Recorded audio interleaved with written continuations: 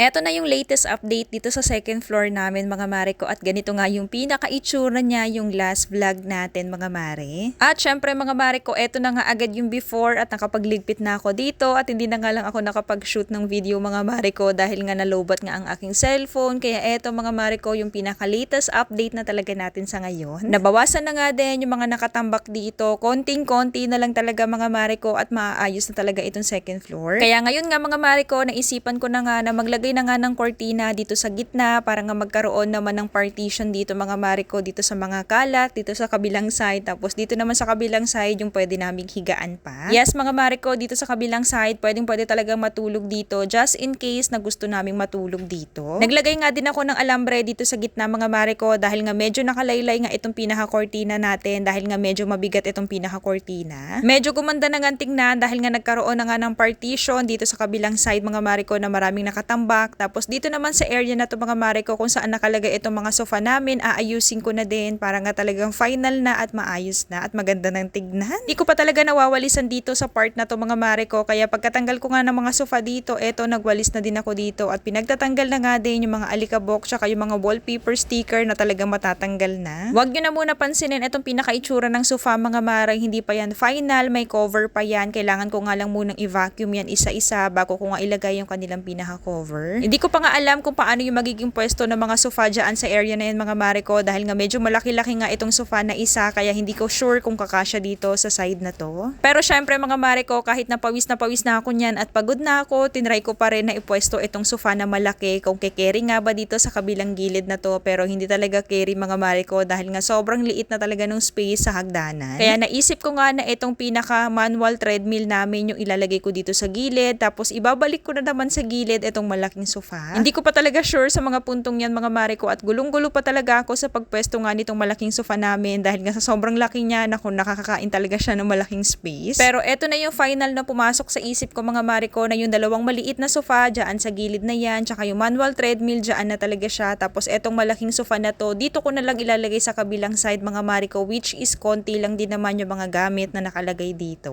At saka pansin ko din kasi mga mare ko na medyo malawak-lawak pa naman yung space dito, sa pinakahigaan lang naman yung ilalagay dito, kaya naisip ko na dyan na lang siya para just in case, diba, may upuan din naman dyan. After ko nga nailipat yung sofa dyan sa gilid na yan mga mare ko, nagwalis lang ulit ako, then eto na yung final results ng aking second floor sa ngayon. Sa totoo lang mga mare ko, may mga kaunting kalat pa dito na hindi ko natatanggal, hindi ko pa nadidispose dahil hindi ko alam kung saan ko muna ilalagay. Pero dito sa kabilang side, eto na talaga yung final, tapos isa-set up na lang yung TV para magamit at hindi na nga nakatambak dito. O siya mga mare, yun lang muna for today's video. Bye!